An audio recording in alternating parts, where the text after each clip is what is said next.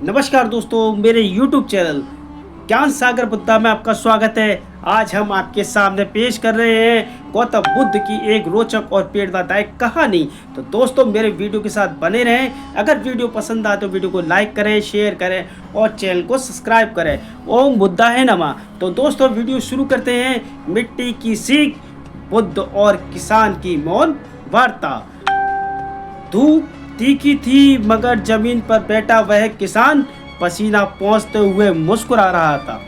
पास से गुजरते एक भिक्षु ने रुककर पूछा, क्या इतनी गर्मी में भी तुम्हें मुस्कान क्यों आती है? किसान ने मिट्टी की ओर देखा, हल्की हंसी से बोला, क्योंकि मेरी माँ अब भी जिंदा है। यह बात सुनते ही वह भिक्षु ठहर गया। वही भिक्षु कुछ ही दूर रुके और बोले, बुद्ध। और वह किसान जिसकी मिट्टी से बात करने की कला सबके लिए अजीब थी, आज बुद्ध के सामने कुछ ऐसा कहने वाला था जो संसार के सबसे गुण ज्ञान में से एक बन गया। एक समय की बात है, बुद्ध अपने कुछ शिष्यों के साथ एक गांव से गुजर रहे थे। दोपहर का समय था, सूरज सिर पर था और प्यास व थकावट से मन विचलित हो रहा था। पास ही एक खेत में एक किसान अपनी जमीन जोत रहा था। उसके पास ना छाया थी ना विश्राम का कोई साधन, फिर भी वह शांत था। बुद्ध ठहरे, उन्होंने किसान से पानी मांगा। किसान ने मुस्कुराकर मटकी बढ़ाई और कहा, यह पानी इस मिट्टी का है, इसकी सुगंध मन को भी तृप्त कर देती है। बुद्ध ने पानी लिया, फिर किसान से पूछा, तू इतनी गर्मी में इतना शांत कैसे रह लेता है?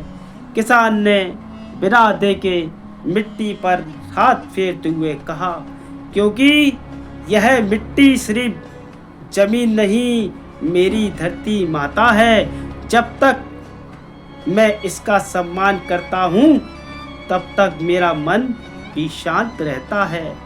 गुस्सा, दुख और लोभ ये सब तब आते हैं जब हम मिट्टी को सिर्फ मिट्टी समझते हैं। बुद्ध मुस्कुराए, उन्होंने एक मुट्ठी मिट्टी उठाई और बोले, कभी सोचा है यही मिट्टी हमारे शरीर में जाती है, यही भोजन बनती है, यही घर बनती है और अंत में हम खुद इसी मिट्टी में विलीन हो जाते हैं। किसान ने सिर हिलाया, बिल्कुल प्रभु, इसीलिए मैं इससे लड़ता नहीं, इसे समझने की कोशिश करता हूँ।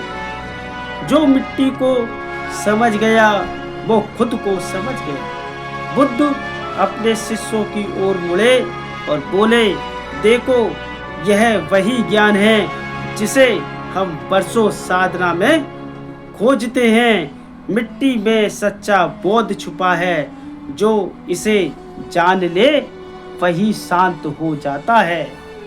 मिट्टी केवल शरीर को जन्म नहीं देती, वह आत्मा को भी झुकना सिखाती है, और जो झुकता है वही उठता है।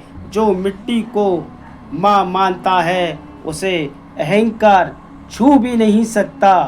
शाम को बुद्ध और उनके शिष्य वही खेत छोड़ते हैं। शिष्य पूछते हैं, भगवान, क्या वह किसान बौद्धित्व है? बुद्ध ने मुस्कुराकर कहा, वह तो पहले से बुद्ध है, बस उसने किसी को बताया नहीं। रात हो चुकी थी। बुद्ध अपने शिष्यों के साथ एक पीपल वृक्ष के नीचे ठहरे थे। शिष्य अब भी दिन की उस घटना से चकित थे। आनंद ने पूछा, भगवान, आपने कहा कि वह किसान पहले से ही बुद्ध है, पर वह तो साधारण मनुष्य है, खेत जोतने वाला। बुद्ध ने धीरे से कहा, जो अपनी मिट्टी को पहचानता है वह अपने भीतर को जान जाता है। जो भीतर जान गया वह बाहर की चीजों से नहीं उलझता है और यही बुद्धत्व है। किसान की कथा बचपन से संघर्ष तक। उस किसान का नाम था धरणीधरा। वह बचपन से ही मिट्टी के करीब रहा। उसके पिता कहते थे, बेटा मिट्टी से बड़ा कोई शिक्षक नहीं, ये तुझे मौन में जीवन का पाठ सिखाएगी। लेकिन जब सूखा पड़ा, गांव के अधिकतर लोग शहर चले गए, खेती बंद हो गई। धरणीधर के भाई ने भी कहा, चलो भाई शहर चलते हैं, यहाँ अब कुछ नहीं बचा। पर धरणीधर ने इनकार कर दिया।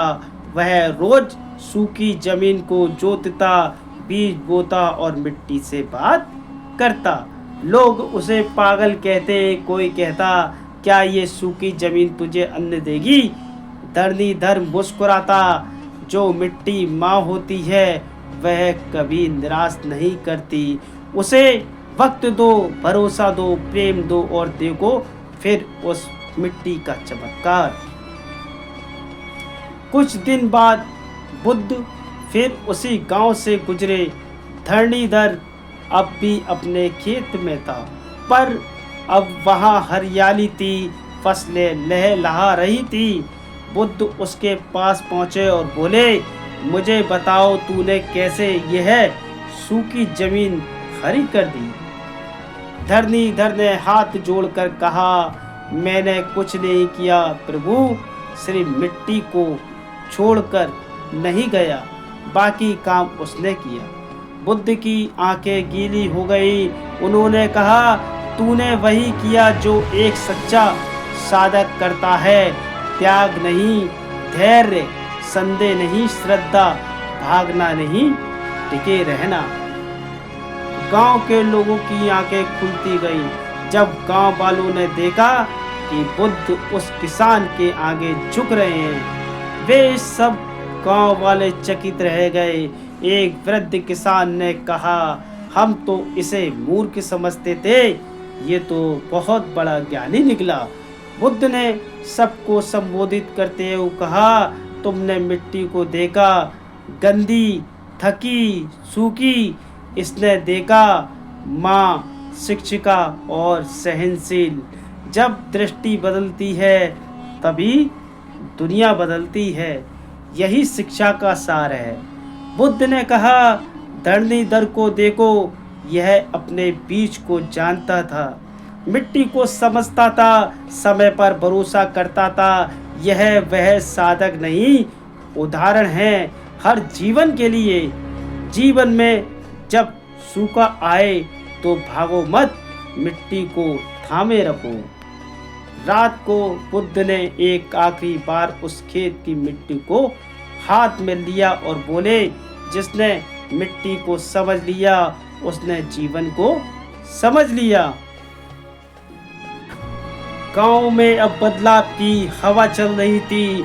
लोग जो पहले मिट्टी से भाग रहे थे अब फिर से खेतों की ओर लौटने लगे थे। पर बुद्ध और धरणीधर के बीच की बातचीत अभी पूरी नहीं हुई थी। एक शांत सुबह बुद्ध अकेले उस खेत में पहुंचे जहां धरणीधर हल चला रहा था। दोनों ने एक दूसरे को देखा और चुपचाप बैठ गए।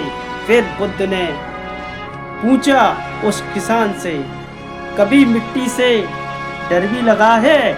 धरणीधर मुस्कुराया, नहीं प्रभु, डर तो तब लगता है जब मन में आशंका हो। मिट्टी से डर नहीं, केवल आदर होता है। बुद्ध बोले, कभी कभी आदर भी तो मोह बन जाता है। तू मोह में तो नहीं बन सक गया। धरणीधर ने हल्का सा मिट्टी उठाई, सूंघा और जवाब दिया, नहीं प्रभु, यह मोह नहीं है, यह मेरा स्वभाव बन गया है। जैसे सूरज का प्रकाश देना वैसे ही मेरा मिट्टी से जुड़ना सहज है। बुद्ध की परीक्षा। बुद्ध ने मुस्कुराकर कहा, तो अगर यह मिट्टी तुझे कुछ ना दे, तुझे जीवन भर भूखा रखे, तब भी तू इससे उतना ही प्रेम करेगा। धरणीधर शांत रहा। कुछ देर बाद बोला, माँ अगर बूढ़ी हो जाए, भोजन न दे पाए तो क्या हम उसे छोड़ देंगे? नहीं प्रभु, तब हम उसे और सहारा देंगे। मेरी मिट्टी भी वैसी ही है, चाहे दे या न दे, मैं इसका साथ नहीं छोड़ता। बुद्ध ने गहराई से उसकी आंखों की ओर देखा और बोले, तू जानता है, यही उत्तर वर्षों की साधना के बाद साधु भी नहीं दे पाते। यह संवाद जब बुद्ध के शिष्यों ने सुना तो उनमें कई प्रश्न उठे। आनंद ने पूछा, भगवान, हमने इतने वर्षों से आपके साथ हैं, फिर भी इतनी स्पष्टता नहीं पा सके जैसे इस किसान ने बिना किसी प्रवचन के पाली। ये कैसे संभव हुआ भगवान? बुद्ध बोले, ज्ञान कभी शोर में नहीं आता, वह मौन में उपजता है। इस किसान ने मिट्टी में मौन से बात की है और वही मौन उसे सच्चा उत्तर दे गया। धीरे धीरे गांव की जमीनें फिर से जोते जाने लगी। लोग मिट्टी से डरना छोड़ उससे जुड़ने लगे। धरणीधर अब सिर्फ किसान नहीं था, वह गांव का शिक्षक बन गया। हर शाम बच्चे उसके खेत में आते, मिट्टी छूते, बीज बोते और धरणीधर से सीखते। बच्चों, ध्यान रखो, बीज को गहराई चाहिए, मिट्टी को नमी और जीवन को श्रद्धा। गांव छोड़ते समय बुद्ध ने एक अंतिम वाक्य धरणीधर से कहा, तेरी मिट्टी ने तुझे जन्म दिया, पर तूने उस मिट्टी को जीवन दिया। तू सिर्फ किसान नहीं, एक जीवित उपदेश है। जब बुद्ध चल पड़े, धरणीधर ने मिट्टी उठाई, उसने अपनी हथेली में रखी और अपनी आंखें मूंद ली। उसके होठों में सिर्फ एक शब्द निकला, धन्यवाद माँ। गांव में शांति लौट चुकी थी, पर अब धरणीधर सिर्फ किसान नहीं था, वह मिट्टी से बातें करने वाला ज्ञानी, बच्चों का गुरु और बुद्ध का मौन शिष्य बन चुका था। शाम के समय वह अपने खेत में एक पुराने नीम के पेड़ के नीचे बैठता, आंखें बंद कर मिट्टी को छूता और सांसों से उस सुगंध को महसूस करता जो सिर्फ जमीन से ही आती है। वो सुगंध जो जीवन से गहरे जुड़ी होती है। उसी शाम बुद्ध के प्रमुख शिष्य आनंद फिर एक बार लौटे। इस बार अकेले। उनके मन में कुछ जानने की जिज्ञासा उठी।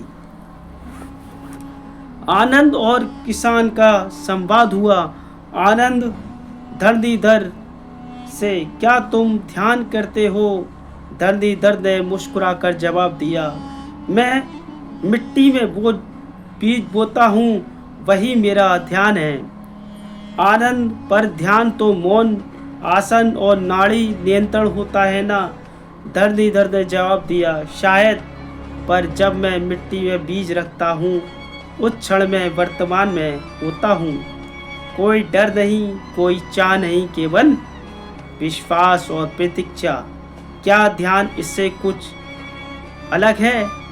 आनंद ने स्तब्ध हो गए। उन्होंने एक साधारण किसान से ऐसा उत्तर नहीं चाहिए था, पर यही उत्तर था जो उन्हें भीतर तक झकझोर गया। किसान की चेतना और मिट्टी का उत्तर।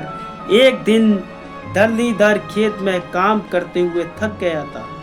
वह वही मिट्टी पर लेट गया और अचानक उसके कानों में एक मौन स्वर गूंजा, तू जिसने मुझे नहीं छोड़ा, मैं भी तुझे कभी खाली नहीं भेजूंगी। धरणीधर चौंक उठा।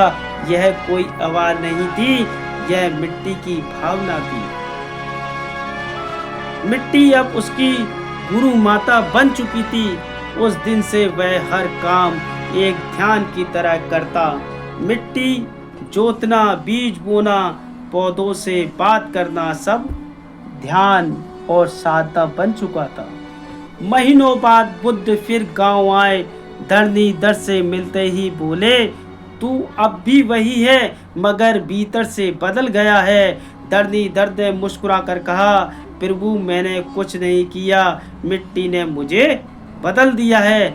बुद्ध गंभीर हुए और बोले, जो मनुष्य मिट्टी के साथ मौन में रह सके वह संसार की सबसे ऊंची गूंज को सुन सकता है।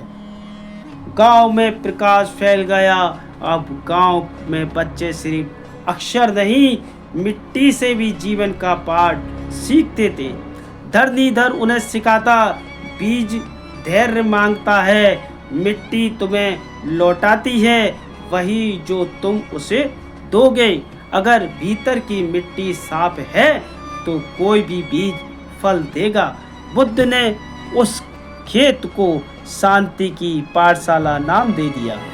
एक रात बुद्ध अपनी कुटिया में ध्यान में बैठे थे।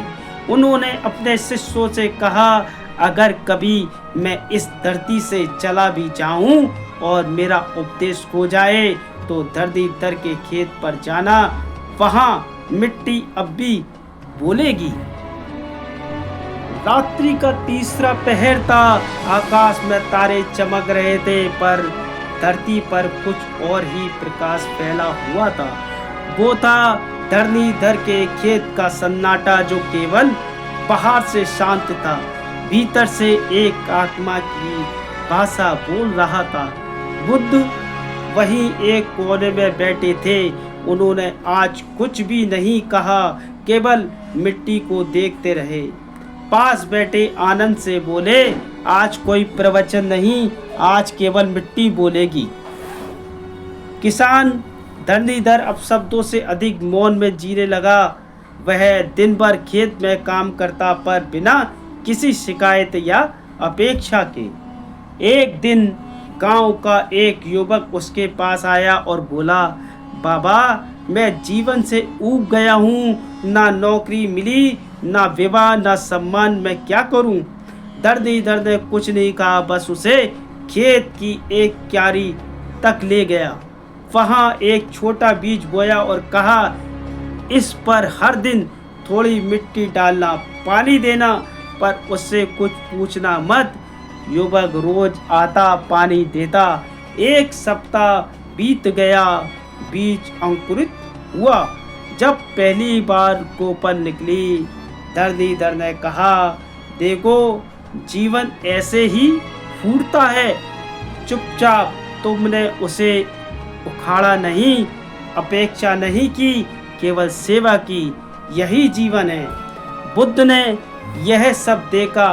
उन्होंने कहा, वाणी से उपदेश देना सरल है पर मौन में शिक्षा देना यह सच्ची करुणा है। उन्होंने अपने शिष्यों को निर्देश दिए, आज से धरणीधर का खेत हमारी तीसरी पाठशाला होगा जहां मिट्टी से साधना सिखाई जाएगी। धरणीधर ने 5 बीज बोए, हर बीज के साथ एक वाक्य लिखा था। पहला, श्रद्धा का बीज, मिट्टी पर भरोसा रखो जैसे अपनी माँ पर रखते हो। दूसरा, धैर्य का बीज, बीज बोलता नहीं पर फल अवश्य देता है। तीसरा, सेवा का बीज, मिट्टी को देने से ही मिट्टी देती है। चौथा, मौन का बीज, जब शब्द थक जाएं तो मौन उपजता है। और पांचवा, व्यक्ति का बीज, जब अपेक्षा आप छोड़ दो तब फसल आए। गांव के लोग अब मिट्टी के माध्यम से ध्यान करने लगे। एक रात बुद्ध अकेले खेत में पहुंचे। उन्होंने मिट्टी को छूते हुए कहा, तू ही वह शक्ति है जो सब कुछ सहकर भी शांत रहती है। तूने धरणीधर के रूप में मुझे वह ज्ञान दिया जिसे मैंने वर्षों ध्यान में खोजा। आज मैं तुझे नमन करता हूँ हे धरती माता। हवा रुकी, रात स्थिर हो गई और ऐसा लगा जैसे खुद मिट्टी ने स्वयं उत्तर दिया हो। मैं तो केवल हूँ जिसे जिसने प्रेम से देखा वही मुझे समझ गया। मिट्टी ने अगर आपके दिल में कुछ बोया है तो उसे फलने दीजिए। एक लाइक, एक शेयर और एक सब्सक्राइब जरूर कीजिए। जिस कहानी में शब्द कम थे पर भाव गहरे, अगर वो आपके मन को छू गई हो तो उसे दूसरों तक पहुंचाइए। आज शब्द नहीं, भाव बोलते हैं। अगर आप इस मिट्टी की सुगंध को महसूस कर पाए हो तो हमें ज़रूर बताइए।